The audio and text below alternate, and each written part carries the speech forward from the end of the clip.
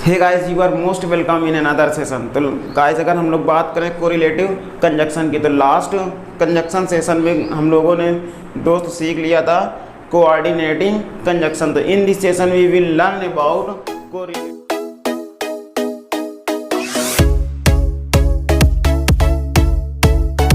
तो अगर हम लोग मेरे दोस्त बात करें कोरिलेटिव कंजक्शन की, तो अगर कोरिलेटिव कंजक्शन की अगर बात करें तो देखिए, correlative conjunctions work in pairs to correlate two parts of sentence of equal importance.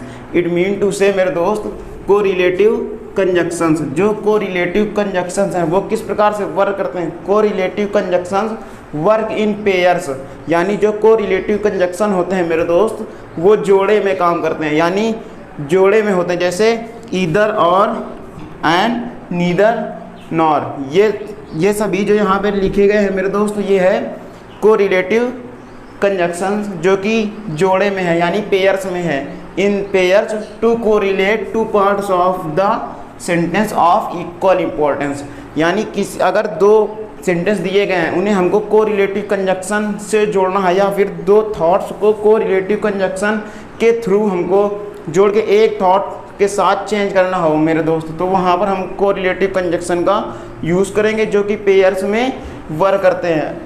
To correlate two parts of sentence, यानी सेंटेंस के दो पार्टों को, या फिर टू पार्ट्स ऑफ सेंटेंस, यानी दो अलग अलग अगर सेंटेंस हैं उनको भी हमको जोड़ना है, तो हम लोग कोरिलेट करके, यानी कोरिलेटिव कंजक्शन के द्वारा उनको, अगर इक्वल फॉर्म में है, इक्वल इंपॉर्टेंस है उन दोनों सेंटेंस का, तो कोरिलेट कंजक्शन के द्वारा जोड़ेंगे। तो ये तो हो गई गाइस फर्स्ट चीज़। अब देखिए, second thing is correlative conjunction often connect to singular subject with singular verb.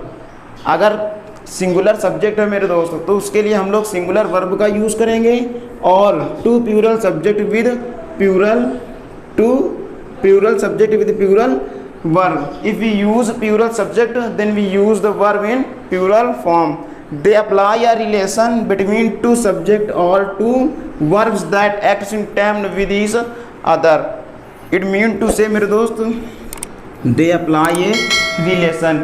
ये relation दिखाते हैं किसमें, between two subject और two verbs, दो subject और या फिर दो verbs के बीच में relation दिखाने का काम करते हैं। That act in tandem with each other, जो कि एक दूसरे से इम्पोर्टेंस रखते हैं या फिर एक दूसरे के समानता रखते हैं, वहाँ पर हम लोग क्या यूज़ करें, कोरिलेटिव कंजक्शन। तो here we have written some correlative conjunction.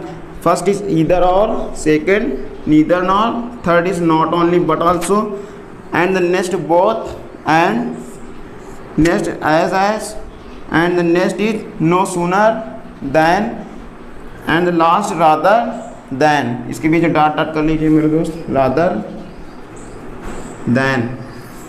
Now we will talk about either or. दोस्त, अगर हम लोग बात करें ईदर और की, तो फर्स्ट नंबर हमारा ईदर और है। तो ईदर और का यूज़ हम लोग कहाँ करते हैं, जब हमें गाइस ऑप्शन दिखाने होते हैं, या फिर हम ऑप्शन में कुछ चीज़ चूज करते हैं, वहाँ पे मेरे दोस्त हम लोग यूज़ करते हैं ईदर और कोरिलेटिव कंजक्शन को। जैसे एग्जांपल है, we can either go to movies or dinner. We can either go to movies or dinner, की हम या तो मूवी देखने जा सकते हैं या फिर डिनर करने जाते हैं। दोनों में हमें एक ही ऑप्शन मेरे दोस्त चूज़ करना है, या तो मूवीज़ या फिर डिनर। तो here we use either or. And second example is, I can buy either a phone और अ टीवी। या तो हम एक फ़ोन बाई कर सकते हैं या फिर एक टीवी। तो here we use correlative conjunction either or. And the second correlative conjunction is neither nor. Neither nor का मतलब मेरे दोस्त होता है, जैसे हम लोग निगेटिव में कोई बात करें, जैसे neither Mary nor Matthew is tall. ना तो मैरी और ना ही मैथ्यू लंबे हैं। Neither Mary nor Matthew is tall. And the second example is, neither India nor Africa won the world cup finals. ना तो इंडिया ने और ना ही अफ्रीका ने वर्ल्ड कप फाइनल्स जीते। अब द थर्ड नंबर है नॉट ओनली और बट आल्सो।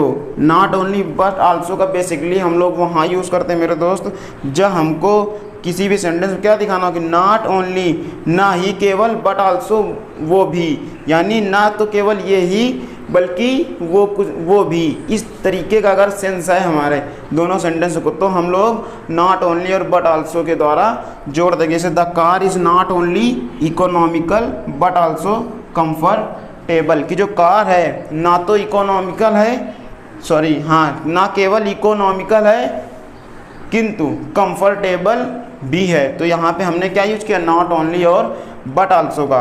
अब नेक्स्ट है हमारा not only will they paint their house on the outside but also inside. Not only will they paint their house on the outside but also inside, ना ही वे केवल अपना घर बाहर से पेंट करेंगे बल्कि अंदर भी करेंगे। तो not only will they paint their house on the outside but also inside. तो ये थे हमारे नॉट ऑन, ईदर और, नीदर और नॉट ओनली बट आल्सो।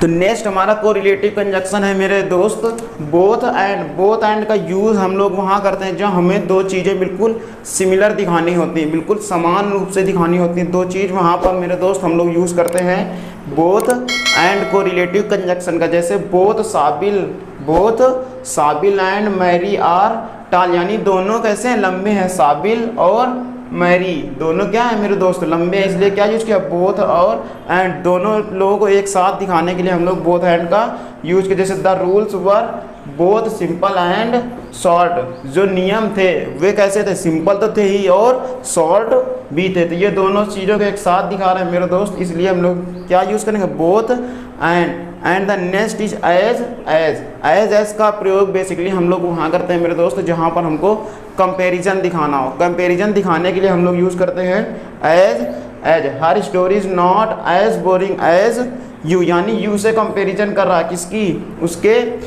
कहानी की, स्टोरी की, कि हर story is not as boring as you, उसकी कहानी जो है इतनी बोरिंग नहीं है जितनी की तुम्हारी। एज योर भी कर सकते हो, ठीक मेरे दोस्त। जैसे he is as smart, second is he is as smart as his brother, वह इतना स्मार्ट है जितना कि उसका भाई, यानी उसके भाई से उसकी तुलना की गई, कंपैरिजन दिखाया गया, इसलिए यहाँ हमने यूज़ किया है as. The next conjunction is no sooner than. No sooner than का यूज़ हम लोग वहाँ करते हैं जब एक ही टाइम पे दो चीज़ें घट जाए या फिर एक कोई घटना एक ही टाइम पे, सेम टाइम पे कुछ हो जाए, वहाँ पे हम लोग नो सूनर देन का यूज़ करते हैं। जैसे no sooner did I leave the building than she arrived, हमारे बिल्डिंग छोड़ते ही या फिर बिल्डिंग से निकलते ही सी अराइव्ड, मतलब उसका आना और हमारा बिल्डिंग से जाना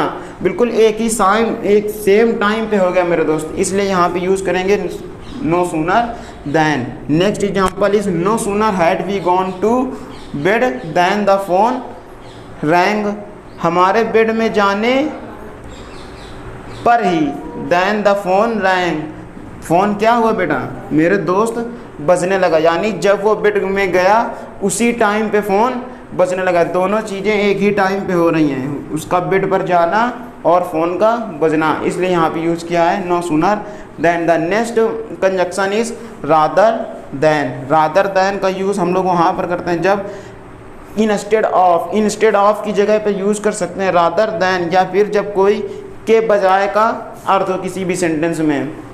जैसे rather than using dried herbs ही यूज्ड फ्रेश वन, कहने का मतलब है rather then using dried herbs, dry सूखे हर्ब्स को यूज़ करने के बजाय उसने फ्रेश यूज़ किए, यानी ऑप्शन है, ऑप्शन को जब चूज किया गया हो किसी दूसरे के ऑप्शन की जगह पर, वहाँ पर हम लोग यूज़ करेंगे रादर देन।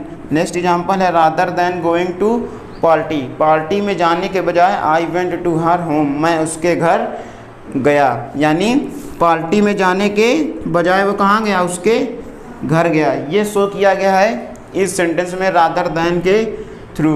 तो ये हो गए हमारे सारे कोरिलेटिव कंजक्शन मेरे दोस्त। अगर आपको वीडियो अच्छा लगा हो तो लाइक करें, शेयर करें और सब्सक्राइब करें। मिलते हैं नेक्स्ट वीडियो में, तब तक के लिए जय हिंद।